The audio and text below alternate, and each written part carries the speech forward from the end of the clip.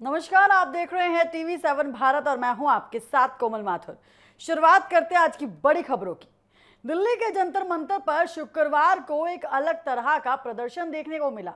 लोगों के चेहरों पर कॉकरोच मास्क थे, हाथों में संविधान की किताब, तिरंगा और गुलाब के फूल थे। बड़ी संख्या में छात्र, युवा और अभिभावक यहां पहुंचे और शिक्षा व्यवस्था से जुड़े मुद्दों पर अपनी आवाज उठाई। दिल्ली के जंतर मंतर पर शुक्रवार को कॉकरोच जनता पार्टी यानी सीजेपी के समर्थकों ने प्रदर्शन किया। यह आंदोलन पिछले कुछ समय से सोशल मीडिया पर काफी चर्चा में था, लेकिन पहली बार इतनी बड़ी संख्या में लोग सड़क पर उतरे। प्रदर्शन में शामिल लोग कॉकरोच मास्क पहनकर पहुंचे। कई लोगों के हाथों में संविधान की प्रतिक्रिया थी, तिरंगा और गुलाब के फूल थे।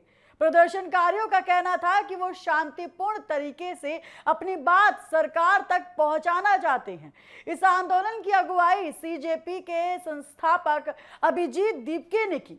उन्होंने कहा कि यह आंदोलन छात्रों और युवाओं की परेशानियों को सामने लाने के लिए शुरू किया गया है। उनका कहना है कि कई छात्र परीक्षा और भर्ती प्रक्रिया को लेकर नाराज हैं और सुधार चाहते हैं। प्रदर्शन में शामिल लोगों ने शिक्षा मंत्री के इस्तीफे की मांग की, लगातार नारे लगाए। उसके बाद उनका आरोप है कि कई परीक्षाओं में गड़बड़ी और पेपर लीक जैसी घटनाओं से छात्रों का भविष्य प्रभावित हुआ। प्रदर्शनकारियों ने कहा कि शिक्षा और भर्ती प्रक्रिया को ज्यादा पारदर्शी बनाया जाना चाहिए और इसी दौरान प्रदर्शन पूरी तरह शांतिपूर्ण रहा। कई प्रदर्शनकारियों ने पुलिस कर्मियों को गुलाब के फूल भी दिए। आयोजक ने लोगों से शांति बनाए रखने और किसी भी तरह की हिंसा से दूरी रहने की अपील लगातार की। प्रदर्शन को देखते हुए दिल्ली पुलिस ने सुरक्षा के कड़े इंतजाम किए हुए थे और जंतर मंतर और आसपास के कई इलाकों में बैरिकेडिंग की गई थी। कुछ रास्तों पर ट्रैफिक भी प्रभावित हुआ। उसके बाद कानून व्यवस्था बनी रही। कितने बड़े स्तर पर यह आंदोलन देखने को मिला। लाखों छात्र, युवा यहां मौजूद थे। तस्वीर के माध्यम से आप देख सकते हैं किस तरीके से वहां पर छात्रों ने नारे लगाए, धर्मेंद्र प्रधान इस्तीफा दो। उनकी सिर्फ यही मांग थी कि शिक्षा व्यवस्था में सुधार किया जाए। जिस तरीके से पेपर लीक के मामले दिन पे दिन सामने आते हैं, उन मामलों पर रोक लगाई जाए, सरकार कोई एक्शन ले। तो किस तरीके से इस पूरे आंदोलन की देखिए, किस तरीके से इतना बड़ा ये आंदोलन हुआ। लाखों छात्र, युवाओं ने उस आंदोलन में भाग लिया और सभी की मांग थी कि शिक्षा मंत्री इस्तीफा दे, धर्मेंद्र प्रधान इस्तीफा दे।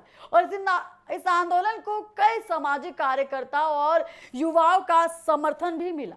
प्रदर्शन में शामिल लोगों का कहना था कि वो अपनी समस्याओं को लोकतांत्रिक तरीके से उठाना चाहते हैं और चाहते हैं कि उनकी बात सुनी जाए। आयोजक का कहना है कि ये सिर्फ एक शुरुआत है। उनका दावा है कि अगर उनकी मांग पर ध्यान नहीं दिया गया तो आने वाले समय में देश के दूसरे हिस्सों में भी ऐसे कार्यक्रम आयोजित किए जा सकते हैं। फिलहाल जंतर मंतर पर हुआ ये प्रदर्शन पूरे देश में इस वक्त एक बड़ा चर्चा का विषय बना हुआ है। सोशल मीडिया से शुरू हुआ ये अभियान अब जमीन पर भी दिखाई देने लगा है। अब सभी की नजर इस बात पर है कि सरकार और संविधान संवादित विभाग जो है इस मुद्दे पर क्या कदम उठाते हैं।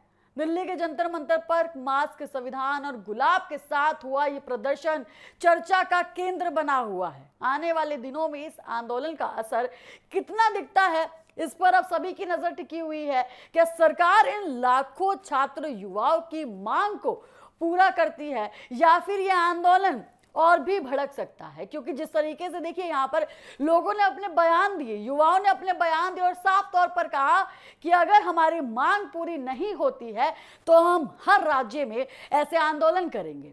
तो ऐसे में सवाल अब इस वक्त यही उठता है कि क्या सरकार इनकी मांगे पूरी करेगी। जिस तरीके से इनकी मांग है कि धर्मेंद्र प्रधान इस्तीफा दो, तो क्या इनकी मांगे पूरी होंगी। सभी की नजर इस वक्त इस बात पर टिकी हुई है और क्या यह आंदोलन आगे क्या मोड़ लेता है, इस चीज पर सबकी निगाहें टिकी हुई है कि आखिर कितने बड़े स्तर पर यह आंदोलन और भी ज्यादा भड़कता है। इसी के साथ बढ़ेंगे हमारी दूसरी खबर की ओर। उत्तर प्रदेश के संभल जिले में प्रशासन ने एक बड़ी कार्रवाई करते हुए कथित अवैध मस्जिद पर बुलडोजर चलाया है। कार्रवाई के दौरान मस्जिद परिसर से आई लव यू मोहम्मद लिखा जो पोस्टर है वो बरामद हुए। एक झंडा मिलने का दावा किया गया और इस मामले के सामने आने के बाद इलाके में चर्चा कई ज्यादा तेज कर दी गई है। उत्तर प्रदेश के संभल जिले के गांव में शनिवार को प्रशासन ने एक मस्जिद के खिलाफ बुलडोजर कार्रवाई शुरू कर दी। प्रशासन का कहना है कि यह मस्जिद सरकारी जमीन पर बनाई गई थी जो रिकॉर्ड में कब्रिस्तान के लिए आरक्षित है। इसी आधार पर यह कार्रवाई की गई। जानकारी के अनुसार कार्रवाई से पहले प्रशासन और पुलिस की बड़ी टीम गांव पहुंची। मौके पर 2 बुलडोजर, एक क्रेन और कई प्रशासनिक अधिकारी मौजूद रहे और किसी भी तरह की घटना को रोकने के लिए भारी पुलिस बल तैनात किया गया, जवानों को तैनात किया गया और पूरे इलाके में सुरक्षा के कड़े इंतजाम देखने को मिले। प्रशासन का कहना है कि जमीन की जांच के दौरान पता चला था कि जिस स्थान पर मस्जिद बनी है वहां सरकारी रिकॉर्ड में कब्रिस्तान की जमीन है, जिसके बाद मामला जो है कोर्ट में पहुंचा। सुनवाई के बाद कोर्ट ने अवैध कब्जा हटाने का आदेश दिया था। बाद में अपील भी की गई थी लेकिन राहत नहीं मिली और प्रशासन ने कार्यवाही शुरू कर दी। बुलडोजर कार्रवाई के दौरान एक और बात चर्चा का विषय बन गई है। प्रशासन ने दावा किया है कि मस्जिद की पहली मंजिल से आई लव यू मोहम्मद लिखे कुछ पोस्टर और एक हरे रंग के झंडे मिले हैं। पुलिस ने इन सामानों को अपने कब्जे में लेकर जांच शुरू कर दी है। संभल के पुलिस अधीक्षक कृष्ण कुमार विश्नोई ने कहा है कि पोस्टर और झंडे की जांच की जाएगी। पुलिस ये पता लगाने की कोशिश लगातार कर रही है कि वहां इनको किसने रखा था, इसका उद्देश्य क्या था। अधिकारियों का कहना है कि जांच पूरी होने के बाद आगे की कार्यवाही की जाएगी। कार्रवाई कई घंटों तक चली।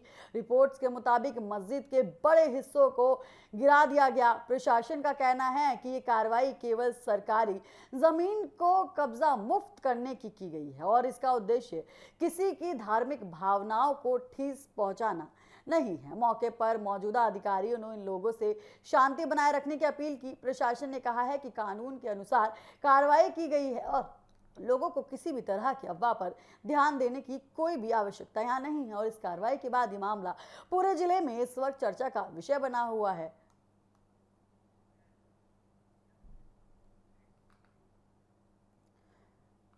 इसी के साथ बढ़ेंगे हमारी तीसरी खबर की ओर। बिहार के मशहूर शिक्षक खान सर एक बार फिर चर्चा में हैं। इस बार मामला उनके कोचिंग संस्थान में फायर सेफ्टी नियमों से जुड़ा हुआ है। बिहार सेवा ने खान सर के केजीएस कोचिंग सेंटर में कुछ कमियां मिलने का दावा किया है और साफ चेतावनी दी है कि अगर जल्द सुधार नहीं किया गया तो कोचिंग सेंटर को सील भी किया जा सकता है। बिहार के जाने माने शिक्षक और यूट्यूबर खान सर की मुश्किलें इन दिनों कई ज्यादा बढ़ती हुई नजर आ रही हैं। एक तरफ उनके कोचिंग संस्थान से जुड़े विवादों की जांच चल रही है, वहीं अब फायर सेफ्टी को लेकर भी सवाल लगातार उठ रहे हैं। जानकारी के मुताबिक बिहार सेवा की टीम ने खान सर के केजीएस कोचिंग सेंटर का निरीक्षण किया था।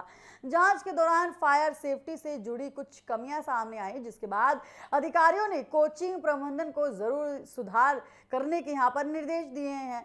बिहार सेवा के अधिकारियों का कहना है कि छात्रों की सुरक्षा सबसे बड़ी प्राथमिकता है। अगर किसी संस्थान में सुरक्षा नियमों का पालन किया जाता है तो भविष्य में बड़ा हादसा हो सकता है। इसी वजह से कोचिंग सेंटर को जल्द से जल्द सभी कमियां जो है दूर करने के लिए कहा गया है। अधिकारियों ने साफ कहा है कि यदि तय समय के भीतर फायर सेफ्टी से जुड़ी कमियों को ठीक नहीं किया गया तो कोचिंग सेंटर के खिलाफ सख्त कार्रवाई की जाएगी। इसमें कोचिंग को सील करने का कदम भी शामिल किया गया है और बताया जा रहा है कि हाल ही में बिहार के मुजफ्फरपुर में एक अस्पताल में आग लगने की बड़ी घटना हुई थी, जिसमें कई लोगों की जान चली गई थी और इस हादसे के बाद प्रशासन सुरक्षा नियमों को लेकर ज्यादा सतर्क होता बढ़ता हुआ नजर आ रहा है। कई संस्थानों की जांच लगातार चल रही है और इस बीच खान सर का नाम हाल ही के दिनों में एक मामले को लेकर कई ज्यादा सुर्खियों में है।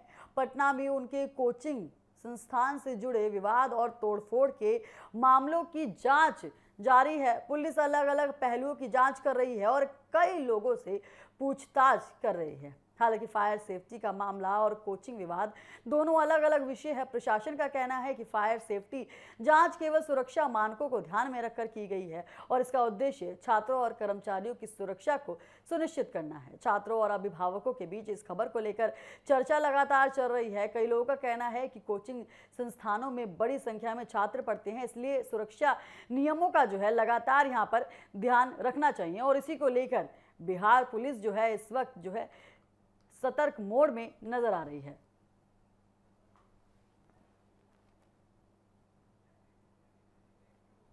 इसी के साथ बढ़ते हैं हमारी चौथी खबर की ओर।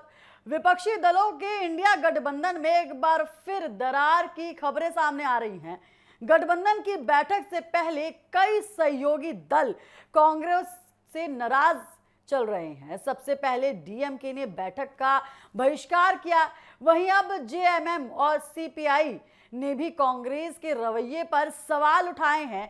ऐसे में विपक्षी एकता को लेकर नई बहस लगातार शुरू हो गई है। इंडिया गठबंधन की एकजुटता पर फिर सवाल खड़े हो गए हैं। दिल्ली में होने वाली गठबंधन की अहम बैठक से पहले सहयोगी दलों और कांग्रेस के बीच मतभेद खुलकर सामने आ रहा है। सबसे बड़ा झटका तब लगा जब दक्षिण भारत की प्रमुख पार्टी डीएमके ने बैठक में शामिल ना होने का फैसला लिया है। पार्टी ने साफ कर दिया है कि 8 जून को होने वाली बैठक में हिस्सा नहीं लेगी और बताया जा रहा है कि तमिलनाडु की राजनीति में हुई घटनाक्रम और कांग्रेस के कुछ फैसलों को लेकर डीएमके काफी नाराज है। इसी वजह से पार्टी ने बैठक से दूरी बनाने का निर्णय ले लिया है। हाल ही में लोकसभा में भी डीएमके ने कांग्रेस से अलग बैठने की व्यवस्था मांगी थी, जिसे मंजूरी मिल गई थी।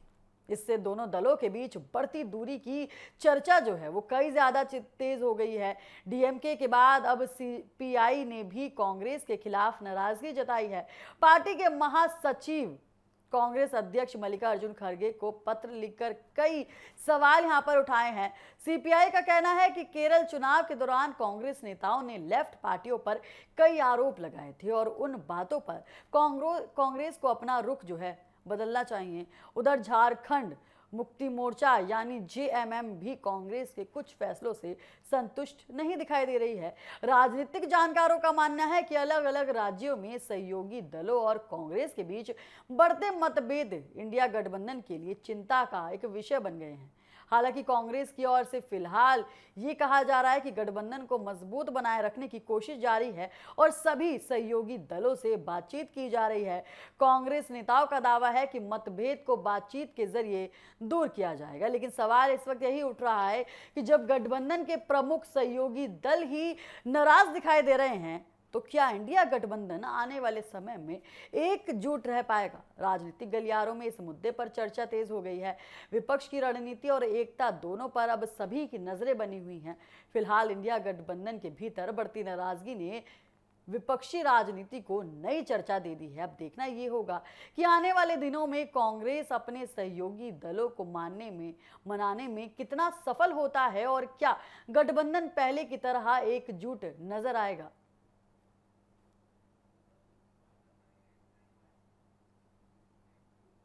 फिलहाल के लिए इतना ही। जल्द फिर हाजिर होंगे। आप देखते रहिए टीवी 7 भारत।